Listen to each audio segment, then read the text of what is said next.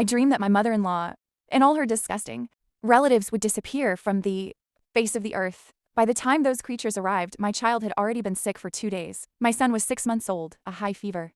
We called a doctor to the house, and he said, "What do you expect? Teething? Don't fuss. Bring the fever down, sponge him. Fresh air."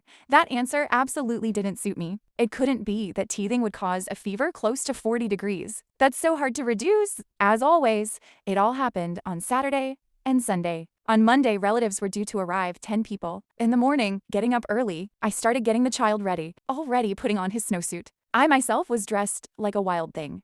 My mother-in-law bursts into the room.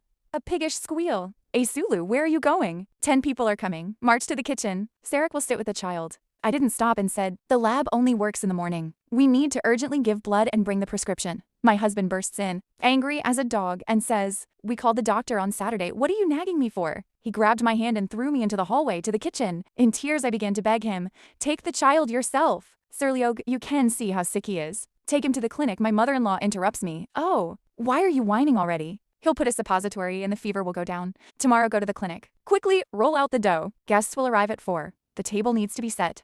She took my hand and led me to the kitchen. About an hour later, I peeked at the child. He said, "It's all right, I put the suppository." The child fell asleep. A couple more times before the guest arrived, I checked, and he said, "Everything's fine. The fever has gone down." I didn't even bother to verify. The guests arrived, sat down, and it started tea after tea. I served tea to one of the aunts, and she told me, "Oh, Asulu, the tea has gone cold. What kind of rubbish did you bring me? I don't drink this. Go remake it." Tears filled my eyes again. I remade that damned tea, brought it, and returned to my husband and the child. I asked, "How is he? Has the fever not come back?" He answered, "No, he's sleeping so well." "How many hours?" I'm bewildered. "He hasn't woken since the morning. He's still sleeping. See how soundly he sleeps? And you just kept whining and whining." With cracked hands, I approach my son, unwrap him, and realize he is simply cold. My husband stood over me, scratching the back of his head and looking silently. I unwrap him completely. The child's arms and legs are blue, blotched. I couldn't bend his little arm. And that instant, awareness hit me. A scream tore out of my chest. I fell to my knee, grabbed my husband's leg, and screamed without stopping, "Wake him! Wake him!" Then darkness.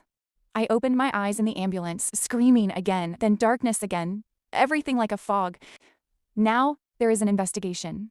In bits and pieces, I remember how I screamed at my mother-in-law and how I screamed at my husband that he knew what had happened, but was afraid to speak up. I told the investigator the same thing. I want him to be held accountable for this. I remember how all those relatives vanished very quickly. I remember my husband and mother-in-law on their knees, apologizing.